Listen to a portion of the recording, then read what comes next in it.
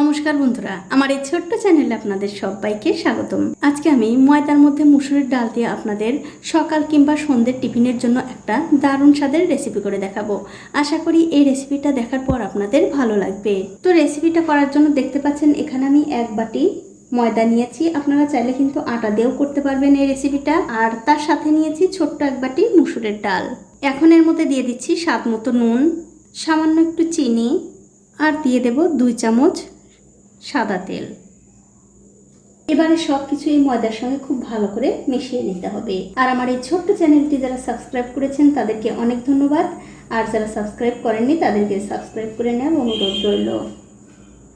তো এই দেখুন সব কিছু দিয়ে কিন্তু আমি ময়দাটা খুব ভালো করে মাখিয়ে নিয়েছি।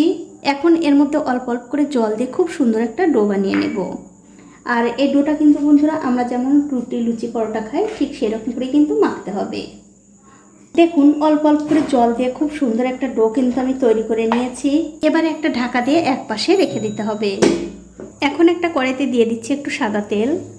কিছুক্ষণ পর যখন দেখবেন তেলটা সামান্য একটু গরম হয়ে গেছে তখন এর মধ্যে দিতে হবে একটুখানি কালো জিরা, আর দিয়ে দেব 2টো পেঁয়াজ কুচি আর 2-3টে কাঁচা লঙ্কা কুচি, সাথে সামান্য একটু নুন দিয়ে দিলাম।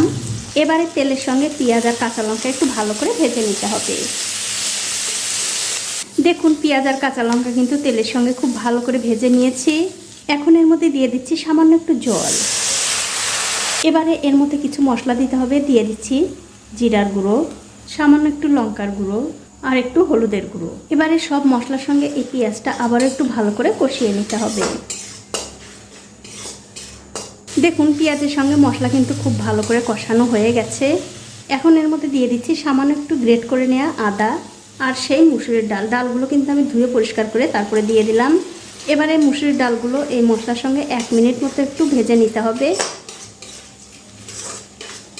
দেখুন 1 মিনিট মতো এই ডালগুলো কিন্তু আমি খুব ভালো করে ভেজে নিয়েছি। এবারে গ্যাসের ফ্লেমটা বাড়িয়ে দিয়ে এর মধ্যে দিয়ে দিতে হবে পরিমাণ মতো জল।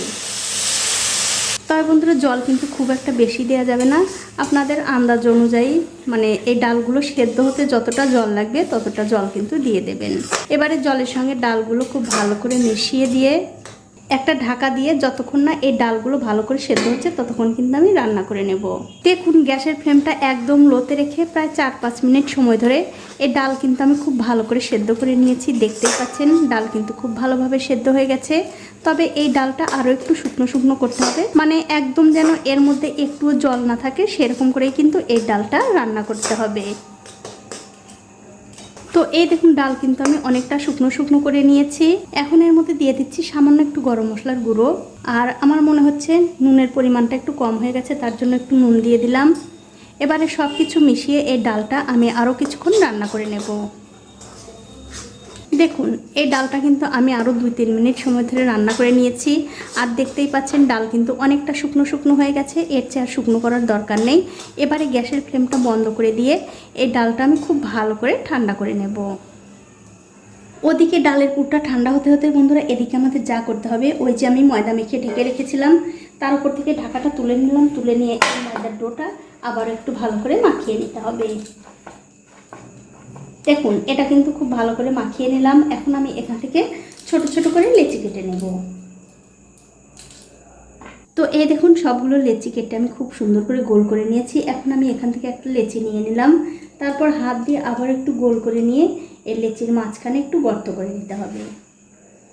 দেখুন ঠিক এরকম করে একটু মাঝখানে গর্ত করে নিয়ে এর মধ্যে দিয়ে দিতে হবে সেই আগে থেকে করে রাখা ডালের পুরটা দিয়ে এর মুখটা খুব ভালো করে বন্ধ করে দিতে হবে, মানে এই লেচির মুখটা খুব ভালো করে বন্ধ করে দিতে হবে। বন্ধ করে দিয়ে আবারও হাত দিয়ে খুব ভালো করে গোল করে নিতে হবে। দেখুন ঠিক এরকম করে এটা কিন্তু হয়ে গেছে, এটা আমি রেখে দিচ্ছি। আর এই একই রকম করে কিন্তু সবগুলো লেচির মধ্যেই পুর ভরে নিতে হবে। তো সবগুলো লেচির মধ্যে আমি পুর ভরে নিয়েছি। এখন আমি এই লেচিটা বেলে নেব। আর লেচিটা বেলার সময় অবশ্যই সামান্য একটু করে ময়দা দিয়ে এই লেচিটা বেলে নেবেন, তাহলে আপনাদের বেলতে কোনোই অসুবিধা হবে না। আর এই লেচিটা বেলার সময় কিন্তু বন্ধুরা খুব একটা প্রেসার দিয়ে বেলা যাবে না, হালকা একটু চাপ দিয়ে দিয়ে বেলতে হবে। দেখুন এই লেচিটা কিন্তু আমি খুব ভালো করে বেলে নিয়েছি, এটা কিন্তু হয়ে গেছে। এটা আমি তুলে নিচ্ছি। আর এই একই রকম করে কিন্তু সবগুলো লেচি বেলে নিতে হবে। তো একসঙ্গে আমি অনেকগুলো লেচি বেলে নিয়েছি। এখন এই ডালপুরিগুলো আমি ভেজে নেব। তার জন্য দেখতে পাচ্ছেন একটা কড়াইতে আমি সাদা তেল গরম করতে দিয়েছি। তেলটা যখন ভালো করে গরম হয়ে যাবে তখন গ্যাসের ফ্লেমটা মিডিয়ামে রেখে একটা একটা করে ডালপুরি দিয়ে দিতে হবে। আর ডালপুরিগুলো দেওয়ার পরপরই দেখবেন তেলের উপরে খুব সুন্দর করে ভেসে উঠছে। আমি ওপর দিয়ে একটু তেল ছড়িয়ে দিচ্ছি যাতে এই ডালপুরির উপরটাও একটু ভালোভাবে ফুলতে পারে। দেখুন আস্তে আস্তে কিন্তু কত সুন্দরভাবে এই ডালপুরিটা ফুলে উঠছে। দেখুন কত সুন্দর হয়ে কিন্তু ফুলে উঠলো একদম বলের মতো। এখন আমি উল্টে দিচ্ছি। উল্টে দিয়ে দুই দিকটা একটু ভালো করে ভেজে নেব। দেখুন এই ডালপুরিটা কিন্তু কত সুন্দরভাবে আমি দুই দিকটাই ভালো করে ভেজে নিয়েছি। এটা কিন্তু হয়ে গেছে। এটা আমি তুলে নিচ্ছি। তুলে অন্য একটা পাত্রে রেখে দিলাম। আর এই একই রকম করে কিন্তু সবগুলো ডালপুরি ভেজে নিতে হবে। আর আমার এই রেসিপিটা যে সকল বন্ধুরা ফেসবুক থেকে দেখছেন তাদের কাছে আমার একটাই অনুরোধ, অবশ্যই আমার এই পেজটিকে ফলো করে দেবেন। তাহলে যখনই আমি নতুন কোনো ভিডিও নিয়ে আসব সবার আগেই কিন্তু আপনি দেখতে পাবেন। দেখুন এটাও কিন্তু কত সুন্দরভাবে ফুলে উঠেছে। এটাও আমি উল্টে পাল্টে ভালো করে ভেজে নেব। তো এই দেখুন এটাও কিন্তু আমি খুব ভালো করে ভেজে নিয়েছি। এটাও আমি তুলে নিচ্ছি। তো এই দেখুন বন্ধুরা এক এক করে কিন্তু আমি সবগুলো ডালপুরি ভেজে নিয়েছি। এখন আপনাদের একটা ছিঁড়েও দেখাচ্ছি কতটা সুন্দর হয়েছে। দেখুন ভেতরটা কিন্তু ডালের পুরে ভরা। আপনারা কিন্তু এই ঝড় বৃষ্টির দিনে অবশ্যই এইভাবে সকাল কিংবা বিকেলে এইভাবে ডালপুরি বানিয়ে খেতে পারেন। খেতে কিন্তু দুর্দান্ত হয়। তো বন্ধুরা আমার আজকের এই ডালপুরি রেসিপিটা আপনাদের কেমন লেগেছে? যদি ভালো লেগেই থাকে অবশ্যই একটা লাইক, কমেন্ট আর শেয়ার করতে ভুলবেন না।